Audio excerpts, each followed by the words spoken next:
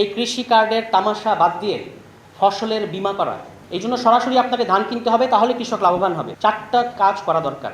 এর মধ্যে কিছু আছে স্বল্পমেয়াদী এবং কিছু আছে দীর্ঘমেয়াদী। 1 নম্বর কাজ, সরকারের উচিত এই কৃষি কার্ডের তামাশা বাদ দিয়ে ফসলের বীমা করা।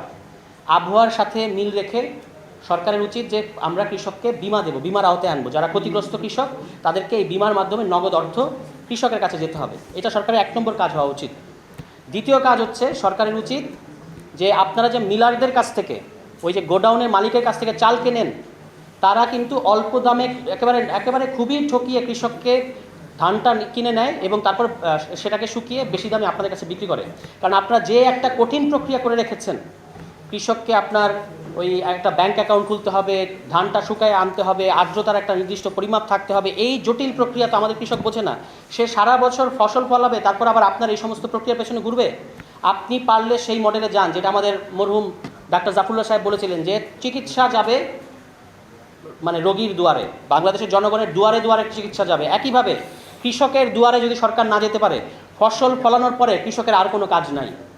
এরপর আপনার কাজ, আপনি তার কাছে যাবেন। যদি না যেতে পারেন তাহলে আপনি ব্যর্থ।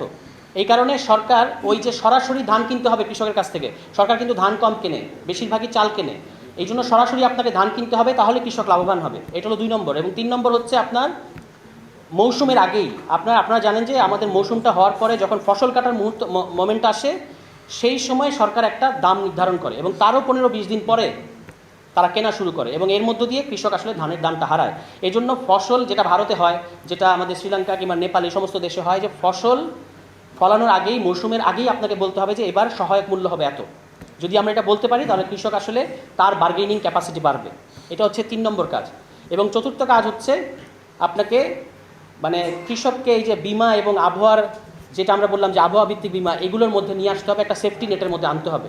এই 3-4টা কাজ যদি আমরা করতে পারি, এর পাশাপাশি তো আমাদের কৃষি খাতকে আরও উন্নত করার জন্য আরও অনেক কাজ বাকি আছে। কিন্তু একেবারেই মানে যাকে বলে যে ক্রাইসিস ম্যানেজমেন্টে যদি এই 3-4টা কাজ আমরা করতে পারি বা সরকার করে, তাহলে আসলে কৃষকের এই যে এখনকার যে ভয়াবহ একটা পরিস্থিতির মধ্যে আছে, 2.5 লক্ষ কৃষক সর্বশান্ত হয়েছে, এবং এরা কিন্তু অনেকেই ধান চাষ ছেড়ে দেবে।